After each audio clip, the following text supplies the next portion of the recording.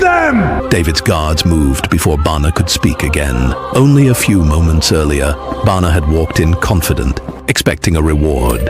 He had traveled all night and brought in the head of his own king he had murdered. Baanah believed that head would save his life. He believed it would earn him money. He believed it would give him a place in David's army. Instead, it became the evidence that sentenced him to death. Baanah and his brother Rechab were dragged from David's palace. The men were terrified. The entire city gathered to see what was happening. The guards pushed the two men in front of everybody, and then they died. The guards killed them, cut off their hands and feet, and hung their bodies beside the pool in Hebron. The entire city could see them. But this was not simply the execution of two murderers. It was the bloody ending to one of the most chilling acts of betrayal in all of Scripture. Had entered a dangerous time. King Saul was dead. He and 3 of his sons had been killed in a battle against the Philistines. The nation had lost its king and several members of the royal family in one day. One remaining son, Ish-bosheth, became king over most of the tribes of Judah. The remaining tribe was led by a man named David. Israel now had 2 kings, and their armies fought for control of the nation. Baanah served as a captain in Ish-bosheth's army. From his position, he watched David become stronger, while Ish-bosheth lost battles, soldiers, and land. Baanah knew that he served the losing side, but he still hoped Ish-bosheth's general, Abner, could stop David. Ish-bosheth depended heavily on Abner. Abner had helped him become king and controlled the loyalty of the army as long as Abner supported him. Baanah believed the kingdom might survive.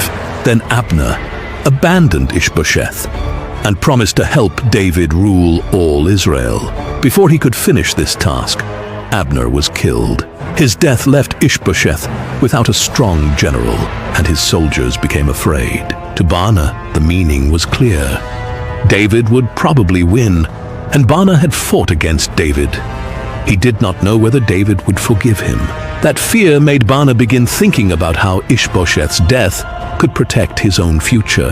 David might still remember that Baanah had fought against him if he left the army. Baanah wanted to prove that he could help David. The soldiers in Ish-bosheth's army became afraid and spoke quietly about David's growing army. Some soldiers left their camps during the night because they did not want to be there when David won the war. They took their weapons and families with them. Baanah began thinking about King Ish-bosheth. He was the only other king in Israel. If Ish-bosheth died, David could become king over the whole nation. The northern tribes would no longer have a king to support against David. Baanah then thought about killing Ish-bosheth himself. He knew that killing his own king would be murder. Ish-bosheth trusted Baanah because Baanah was one of his captains. However, Baanah believed that the murder might save him from David. Baanah thought David would be pleased if Ish-bosheth died. David would no longer need to fight another war. He could take control of Israel more quickly. Baanah believed David might reward the man who made that possible. Baanah tried to make the murder seem right. He told himself that Ish-bosheth had already lost the war. He also told himself that the murder would stop more soldiers from dying. But Baanah mainly wanted to protect his own life. Baanah needed someone to help him, so he decided to speak with his brother, Rechab. The brothers met in a place where no soldiers could hear them. Baanah first spoke about the soldiers who were leaving, then explained that David's army would probably win the war. David is going to win, Rechab said. What will happen to men like us? Baanah had already prepared an answer. Ish-bosheth is the only king standing against David, Baanah said. If we kill him, David will know that we helped him. He will reward us instead of punishing us. Rechab was not sure about the plan. David may call it murder, Rechab said. Ish-bosheth is our king. Baanah did not listen to his brother's warning. He said that Ish-bosheth was David's last enemy in Israel. Since David had fought against Saul's family for years, Baanah did not believe that he would punish them for killing Ish-bosheth. Baanah continued talking until Rechab agreed, and he now felt more certain about the plan. He believed that choosing David was the smartest way to stay alive. The brothers needed a reason to enter Ish-bosheth's house. Baanah decided that they would pretend to collect grain for their soldiers. Army captains often needed food for their men, so the guards would not think that this request was strange. Baanah also decided to enter the house during the hottest part of the day, when people often rested. The guards might be tired, and fewer people would be walking through the house. When the day came, Baanah tried to look calm. He did not want his soldiers to know that anything was wrong. I count 3 civilians. After speaking very little to Rechab, Baanah traveled with him to Mahanaim. Ish-bosheth lived there. During the journey, Baanah repeated each part of the plan. They would enter the house, pass the guards, and find the king. Then they would kill him and take proof of his death to David. Baanah knew that the plan was dangerous. A guard might become suspicious and stop them. Ish-bosheth might call for help.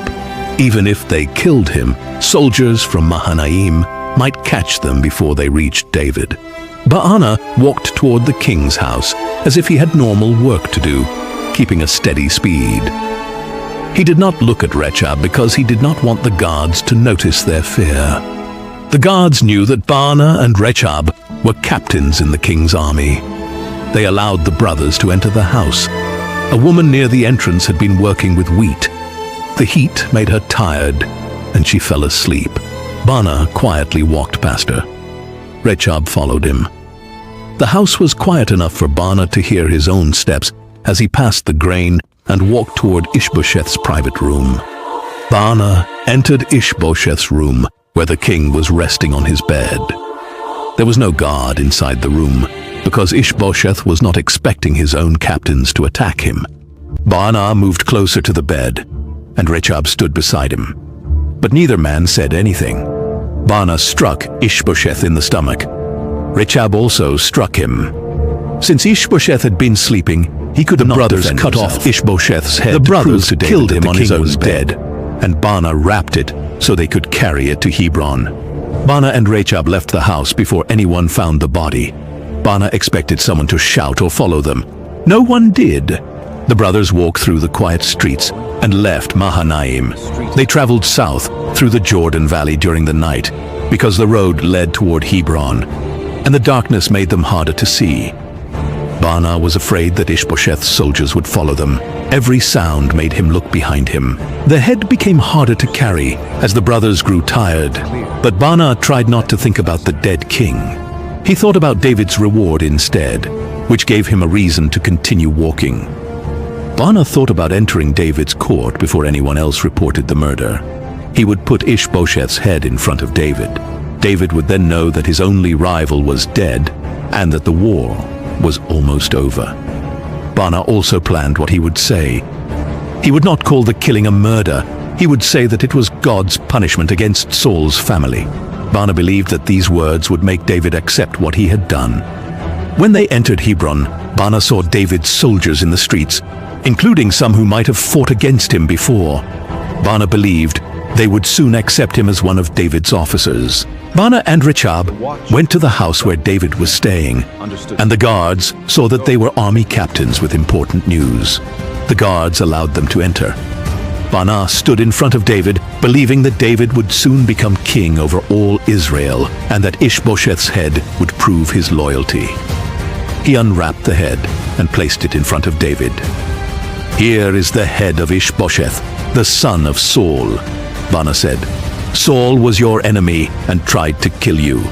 Today, the Lord has given my king revenge against Saul and his family." Baanah expected David to feel surprised and thankful, but instead, David looked angry. David did not praise Baanah. Instead, he told him about a messenger who had brought news of Saul's death. The messenger claimed that he killed Saul and expected David to reward him for killing an enemy. But David had ordered the messenger's death. Saul had been the king chosen by God. David believed the messenger had committed a serious crime. Baanah understood why David was telling him this story. The messenger had expected a reward for a king's death, but David had punished him instead. Baanah became afraid. He wanted to explain why Ish-bosheth's death was different. Although Ish-bosheth was weak and David had gained from the murder, Baanah saw that David did not care about those excuses. David believed that murder was wrong, even when the murder helped him. Baanah had not understood this before killing Ish-bosheth. David looked at Baanah and Rechab. "You are wicked men," David said. "You killed an innocent man in his own house and on his own bed. I will make you answer for his blood." David ordered his guards to arrest the brothers. The guards seized Baanah and Rechab before they could escape. The guards killed both brothers. They cut off their hands and feet. Then they hung their bodies beside the pool in Hebron. David wanted everyone to know that he would punish people who murdered a king.